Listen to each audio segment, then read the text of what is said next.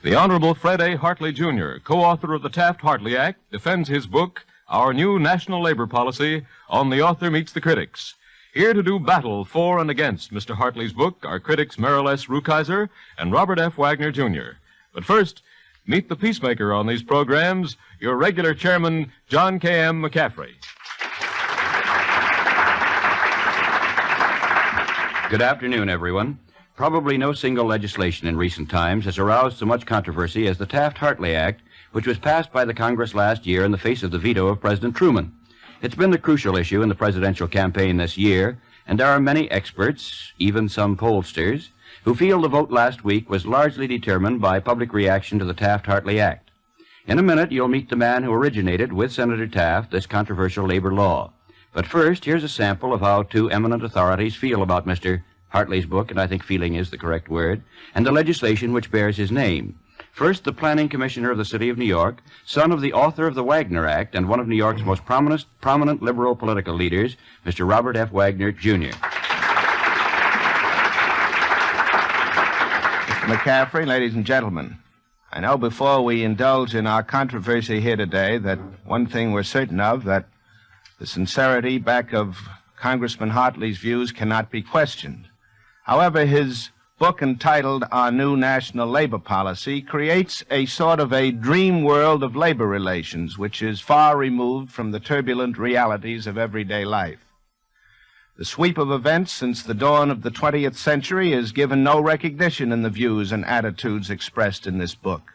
Congressman Hartley indicates his opposition to the Social Security laws, the United States Employment Service, the Wage and Hour Administration.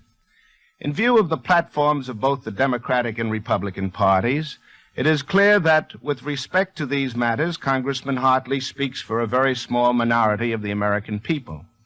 Certainly enlightened industrialists in the United States would not look with favor to a return to the sweatshop and the unconscionable opposition and oppression, rather, of the working man. It is equally clear that the American people have rejected the views expressed by Congressman Hartley at the very first opportunity. And what Congressman Hartley calls the new national labor policy will soon become once again the old labor policy. Democratic life can survive only through sustained progress, and many of the principles embodied in the book under discussion must necessarily fall by the wayside. Thank you, Mr. Wagner. And now meet another eminent authority with an entirely different point of view, the financial columnist for the Hearst newspapers, Mr. Merrill S. Rukeyser. The election upset has added to the importance and timeliness of Representative Fred A. Hartley's new book, entitled Our New National Labor Policy. Such an authentic statement is all the more necessary because of the Hitlerian lies of monster proportions told about the act, which was shamefacedly and unwarrantably mislabeled as a slave labor law. The lying propaganda was so impudent that a survey reported in Look magazine indicated that while union members were in favor of the principal provisions of the law, they were opposed to the law itself. Since the unions which supported President Truman's re-election will demand their pound of flesh, the new 81st Congress will need to make a fresh audit of the legislation. It seems safe to forecast that the Congress will not do less than change the name of the law and will at least make some face-saving amendments. But such a moderate and discriminate procedure would constitute an anticlimax, since the sponsors of the act themselves, recognizing its experimental nature, set up a watchdog committee of the two houses of Congress to observe the law in operation and to suggest amendments and revisions. And in the book, Representative Hartley himself proposes 7 amendments. Thank you, Mr. Rukeyser. Now, you've heard from the critics pro and con, and before the author meets his critics face-to-face, here with a brief summary of his own book is the author of Our New National Labor Policy, Congressman Fred A. Hartley, Jr.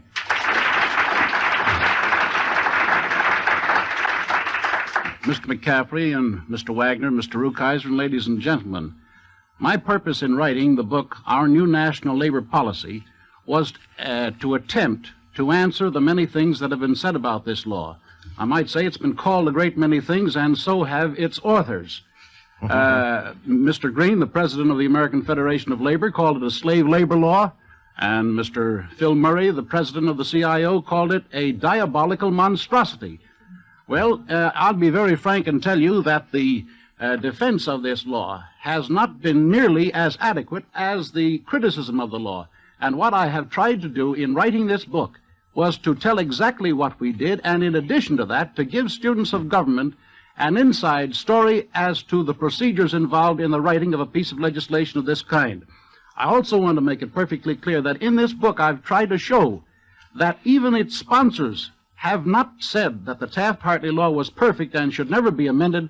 We merely say that we did wrote the best possible law that could have been written under the circumstances.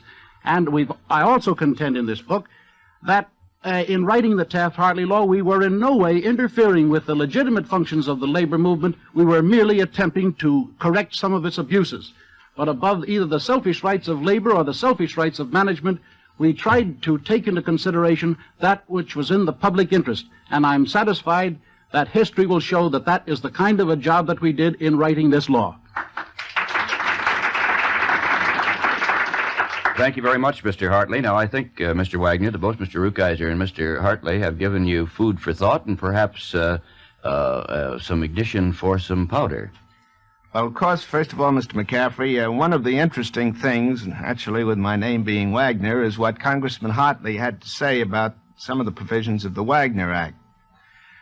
He objects strenuously in his book to the statement in the Wagner Act, reading that the denial by employers of the right of employees to organize and the refusal of employers to accept the procedure of collective bargaining lead to strikes and other forms of industrial strife. Well, the simple facts are that there are a good deal of labor unrest before the Wagner Act became the law of the land. In fact, the history of labor strikes prior to the Wagner Act is one of turbulence, violence, and bloodshed. The Wagner Act was adopted only after a considerable period of experience under the original National Labor Board, which Senator Wagner was chairman. It is apparent that Congressman Hartley has forgotten the history of trade unionism in the United States. The major cause of strikes prior to the enactment of the Wagner Act was union recognition. It was only after unions were recognized as bargaining agents that a period of industrial stability developed, and unions and employers were able to bargain about conditions of employment such as hours, wages, and so on. During the campaign, we heard a great deal about the fact that since the Taft-Hartley Act has been in operation, there have been much less strikes than prior to that time. Of course, we have to take into consideration the fact that under the Wagner Act and some of the other New Deal legislation, we have more people now employed than ever before in our history. People are more contented, and there's less reason to have strikes as there were in the past. I'm sorry, Mr. Wagner. I'm afraid I can't contain Mr. Rukeyser anymore. Mr. Rukeyser, do you Mr. come in? McCaffery, I must be getting old. I used to do these radio chores with our distinguished speaker's father. And speaking of the Wagner Act, I was on another network a few months ago. Don't mention it. Senator George W. Malone of Nevada, who was one of the two Republican senators who voted against the Taft-Hartley Act, was on the program. I told his brain trust before we went on the air that I was going to ask him to explain his vote, and he said, "Don't do that." But I did it anyway, and then when he gave the explanation, he ceased to be a hero with the unions, because up to that point, all the unions said he was the white-haired boy. But I asked him, why were you one of the two Republican senators to vote against the Taft-Hartley Act? This may be news to you, Mr. Hartley. And he said, well, I voted against it because it embodied in the new act many of the features of the Wagner Act, which I thought was fundamentally unsound. By that time, he'd lost all the labor support, and he'd already lost the employer support, so he was out on a limb.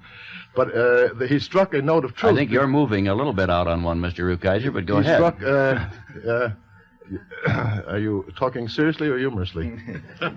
That's up to you, Mr. Rukeyser. Go ahead. I never know whether a humorist means it. The important thing, as brought out in the book, is that the Taft-Hartley Act does embody many of the main features of the Wagner Act, which are designed to prevent the individual working man from coercion by the employer. What it adds is a whole set of provisions designed to protect him also from coercion by labor union bosses. Mr. Wagner. Well, I think one of the fundamental things about the book that struck me was the fact that Mr. Hartley, as I said in the beginning, I believe was absolutely honest in what he tried to do and sincere. But he gives in his book the reasons for his various provisions, of his amendments, too, of the act when it was before Congress. He explains his side of the picture, but as far as labor or the labor leaders' point of view is concerned, all he said that they were arrogant and they didn't like the bill and he didn't like their attitude and so on and so forth. I think it was unfair in the book not to set forth their arguments against the bill, because I feel that perhaps Mr. Hartley may feel some of them are arrogant, but there are distinguished labor leaders who are opposed to it, men right here in the city, David Dubinsky, Jacob Petofsky, and other men of real stature who were sincerely opposed to it. I feel that their point of view should have been expressed so the readers could have both sides of the picture. Mr. Rukeyser. The other eminent Republican senator who voted against the Taft-Hartley Act was Wayne Morse of Oregon. And while the legislation was pending, as a sincere friend of the unions, Senator Morse warned them that they were utterly uncooperative with the congressional committees. And he said if they didn't give some sympathetic help to the efforts of the congressional committees to write new legislation, they'd be doing a disservice to the unions. And that came from the sincerest friend of organized labor on the Republican side of the Senate. Well, we know now, if we didn't know before, who is for and who is against the Taft-Hartley bill. But tell me, Mr. Wagner, what are the specific provisions of the bill defended in this book, Our New National Labor Policy, to which you object? Well, in the first place, throughout the bill, of course, are we discussing the Taft-Hartley Act or the new National Labor Policy? The new National Labor Policy, which results from that act. Well, the whole attitude expressed in the book is the fear of the growth of unionism. Mr. Hartley wants to keep unions small. He wants them to bargain on a basis of one small union bargaining with an employer. He has attempted to discourage in his legislation and in his future program the idea that bargaining can be done on a large scale by international unions. He feels that workers should have the right to work regardless of whether they join a union. He is opposed to the closed shop, which has been of great benefit to labor. He is in favor of a union shop only after an election. And we know full well that under the National Labor Board, we have had terrific complications. The board has been burdened with an election for every single union, and it is a beautiful tool in the hands of the employer who wants to see to it that he can stall off unionism in his plant as long as possible. Well, I think the person to answer these charges is our author of the afternoon, Representative Mr. Fred A. Hartley, Jr. Thank you, Mr. McCaffery, and I want to, of course, attribute the same sincerity to Mr. Wagner and to his distinguished father, Senator Wagner, that he has attributed to me.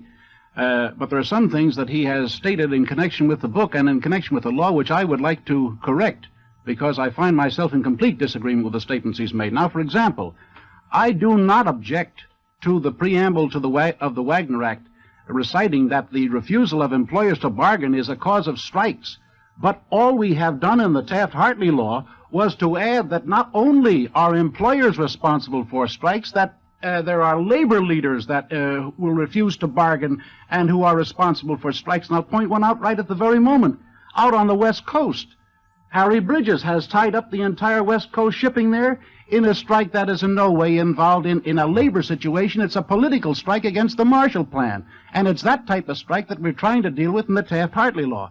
Now, with regard to the Taft-Hartley law and my statements in connection with the attitude of the leaders of labor who appeared before my committee, I was not only disappointed by their arrogance. They insulted the members of my committee, but in addition to that, and this is the more important thing, they refused to give this committee the benefit of any advice whatsoever. They said, let the House of Labor alone, let everything remain in the status quo. And that is what I criticize in the bill, not merely their arrogance. That was bad enough. Now, with regard to the union shop election, to show you that we approach this proposition from a most reasonable viewpoint, I'd point out to Mr. Wagner that is one of the things in the law which we have recognized has been unfair and unworkable. That is the requirement of the election for a union shop, and the joint committee created under the law, of which I happen to be vice chairman, is making the recommendation to the 81st Congress that the requirement of that election be eliminated. In addition to that, I'd also point out that Mr. Wagner was in error when he said that I do not want to see, that I want to see unions confined to a bargaining at the local level or at the plant level. As a matter of fact, in my book, I point out that in spite of the difficulties in nationwide bargaining, that actually no one has come up with what I consider to be an adequate solution to that problem. What I think he's confused with is the criticism that I have made of such strikes as have been led by John L. Lewis. And may I point this out? If the Taft-Hartley law is repealed, and if there is nothing in its place, even if they merely restore the Wagner Act with nothing additional, the President of the United States will be unable to deal with John L. Lewis should he call another nationwide strike in the coal industry, which would cripple not only the coal mines of this nation, but railroads, steel, and everything else depending on coal. And what I have advocated in the book, and by the way, this is not in the Taft-Hartley law, is merely that we apply the antitrust laws to a labor monopoly and restraint of trade just as we apply it to a business monopoly and restraint of trade, particularly when that restraint of trade affects the national public health and safety. And that's all we're doing.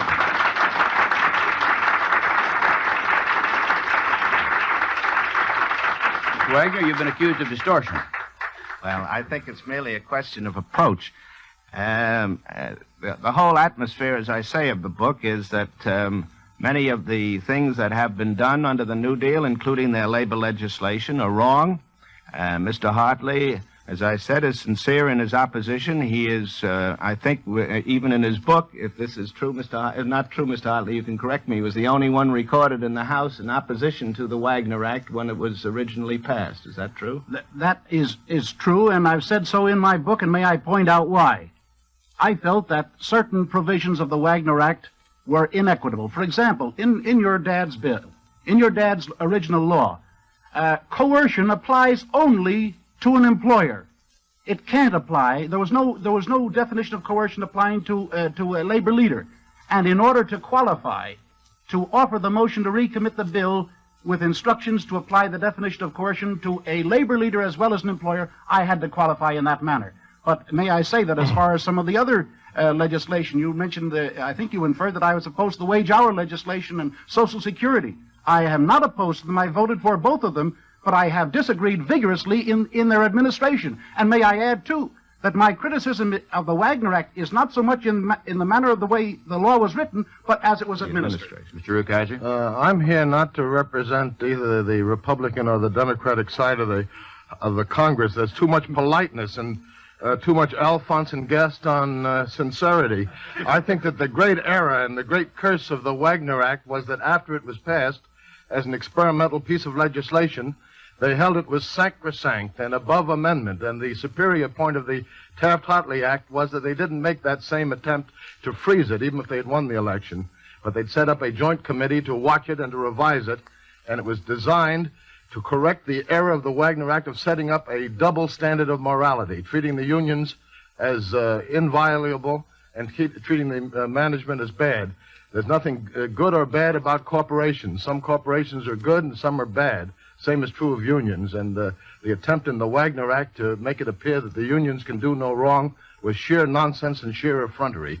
Well, aren't there laws which will take care of the bad union, Mr. Wagner? Well, surely there are plenty of state laws that can take care of racketeering, and as a matter of fact, the nominee in the Republican Party this year, Governor Dewey, made a reputation going after those people right here in New York. Let me say this. I think we should bear in mind the fact that in labor relations, it's very easy to say we should have a law that will give benefits to both sides and rights to both sides, but in our day-to-day relationships here in an industrial nation, we must remember that the employee has always been at a disadvantage. He is one little individual, and he's got to band together in the union to at least get a break from the larger corporations or even the smaller corporations. And for that reason, although on the face of things, the Wagner Act originally may have seemed one-sided, it was to equalize the opportunity for the working man to stand on an equal footing with his employer, bargaining for wages and hours and working conditions. I wonder if I could ask Mr. Rukeyser and you, Mr. Hartley, what is your objection to the closed shop, for instance?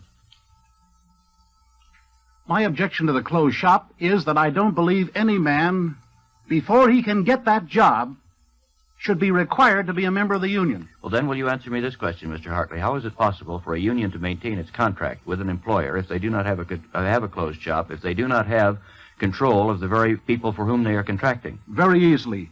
Operate under the Taft-Hartley law, which provides that the employer does the hiring, and where there's a union shop, then the employee hired becomes a member of the union after he's been employed 30 days and subject to all its rules and regulations. Well, now, how has it worked out? I can think of a recent case that came up before the National Labor Relations Board, where because of provisions of the Taft-Hartley Act, particularly in regard to mass picketing, the mass picketing was not allowed. Strike breakers were brought into the plant, and after they had been in the plant 3 months, a union election was held, in which the other union officers were thrown out, and we had, in effect, a company union. This seems to me a very effective way to break strikes, to import strike breakers, and to destroy unionism. I think you're talking about the Times Square case, and let me say this, all we in the Congress could do is to write the law. If it's administered in a way which we did not intend, that's another thing.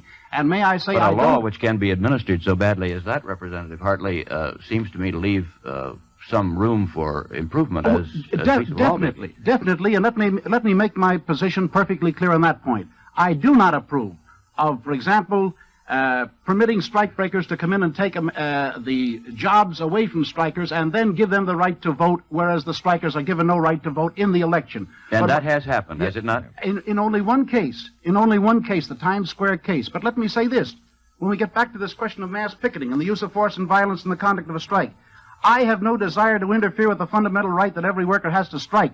But I think there's an equally fundamental right that's been overlooked far too long in this nation, and that is the right of a worker who's got a job to go to that job free from any harm or threat of harm to himself and the members of his family. And I think the question of the respect for law and order in this nation in the conduct of an industrial dispute has been overlooked far too long. And I think that's one of the most important improvements, may I say, that should be made in the Taft-Hartley law, and that is to stop mass picketing from preventing workers from going to their jobs who want to work.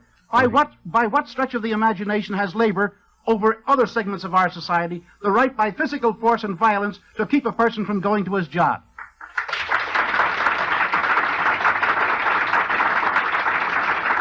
Have you forgotten, Representative Hartley, the violence which some of our recent strikes within New Deal days represented, where the forces of law and order contributed the violence, contributed the deaths and beating up of strikers? I know of one or two instances where that took place. One or two? Yes, only one or two. But let me say this. The cases of violence have been far greater on the side where organized goon squads, in the city of New York, in the stock exchange strike, in the strike of the gasoline service stations in Detroit, where squads went from one service station to another perpetrating assaults on workers who went back to work. I don't believe in violence, whether it's on the side of labor or on the side of management. And I recognize that in times past there was a great deal of violence perpetrated by management. But what I'm speaking for is law and order in the conduct of a strike. I think we're getting off on tangents. We've got a few minutes left, and there's going to be a new Congress under new party control and a president with the responsibility of running the country in these 4 years of transition from an inflationary boom back to more normal conditions. I say to the 81st Congress, in revising the law and keeping what's good in it, do not take away from the president the tools which will enable him to carry on during this period. We saw an example in Paris yesterday of what happens when you are a little bit too polite to ask the heads of unions to take a communist oath or an anti-communist oath. They had a general strike in Paris yesterday for purely political purposes. This new Congress won't dare, in keeping its campaign pledges, to fail to provide the president with tools which will be necessary for him to carry on for 4 years. Mr. Wagner. Are you worried about the preservation that's now exists in the Taft-Hartley Act of the communist oaths, the non-communist oaths? I'm not worried about it. I think it's exceedingly desirable. The shipping interests on the West Coast, which I just left, refuse to bargain with Bridges because they think that he's not interested in wages and hours and working conditions, but they think he has political objectives. Well, we're getting a little away from the book, but as I understand that's it from in the the book. press, the Secretary of Labor, Tobin, has already indicated that that's one of the phases he thought should be retained. I didn't know that the Secretary of Labor wrote the legislation. I thought that the majority of both houses That's of right, Congress, but he including the Southern Democrats and the Northern Republicans, will write the legislation. He has been asked by the President to set forth his views, which I didn't know that the President wrote much legislation anymore. Well, certainly, Mr. Rukeyser, you're not so naive as to think that the President doesn't have influence on legislation. He had very little influence with the 79th Congress and with the 80th. And when a humorist says I'm naive, I don't know what he means. I think the fact... I think you've demonstrated it so well that even as a humorist, I don't need to labor the point any further, but Mr. I don't think the moderator should engage in controversy with the participants. That's what your concept of the moderator on this show is, Mr. Rukeyser, and we've had differences of opinion about that before. I decide that. Mr. Hartley. Well, Mr. McCaffery, Well, when I'm here, I talk too, Mr. McCaffery.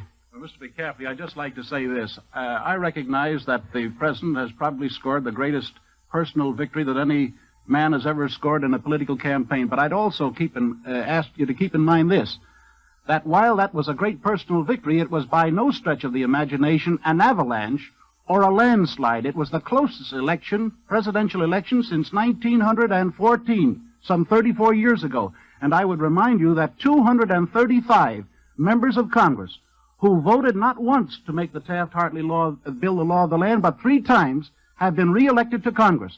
So that I'm hoping that there will be a cooperative effort made to make whatever changes prove to be in order, but not to eliminate this law entirely, because if we do, in my judgment, and I'm going to make a little prediction here, that in my judgment we're going to witness the greatest era of industrial chaos that we have experienced in many and many a decade. And may I add that since the Taft-Hartley law has been in effect, to show its effect, the unions have greater membership than they ever had before.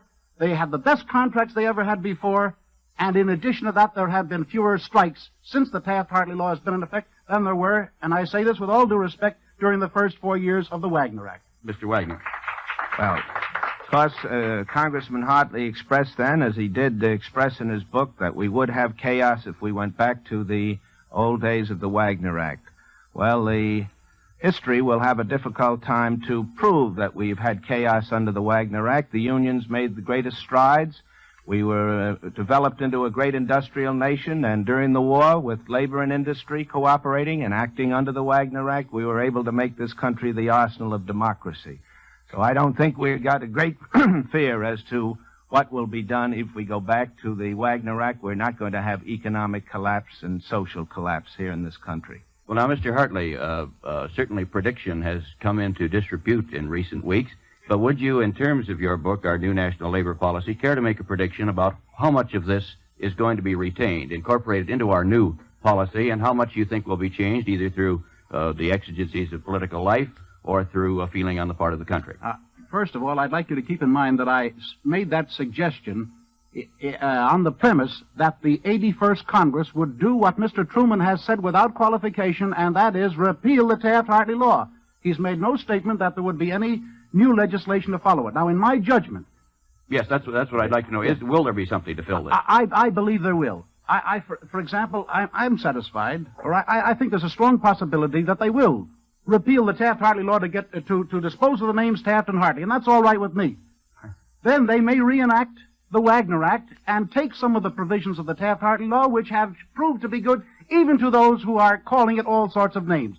For example, the provision dealing with strikes which affect the national public health and safety, the non-communist affidavit, and some other provisions like the jurisdictional strike I'm and so sorry, forth. gentlemen. Time's up for everybody, and here is Bob Sherry to tell what lies ahead on The Author Meets the Critics.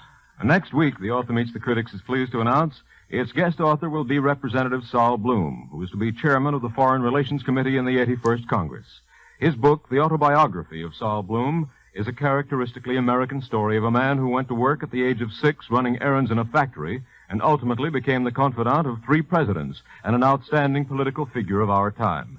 Be sure to be with us next Sunday to hear Representative Saul Bloom meet his critics face to face. And now back to John McCaffery. Before closing, I'd like to thank you, Fred A. Hartley, Jr., for coming here today to discuss our new national labor policy, and to thank you, Robert F. Wagner, Jr., and Merle S. Rukeyser, for joining us. This is John McCaffery saying good afternoon for The Author Meets the Critics. The Author Meets the Critics is produced by Martin Stone, directed by Lee Jones, and came to you today from the RCA Exhibition Hall in Radio City. This is Bob Cherry speaking.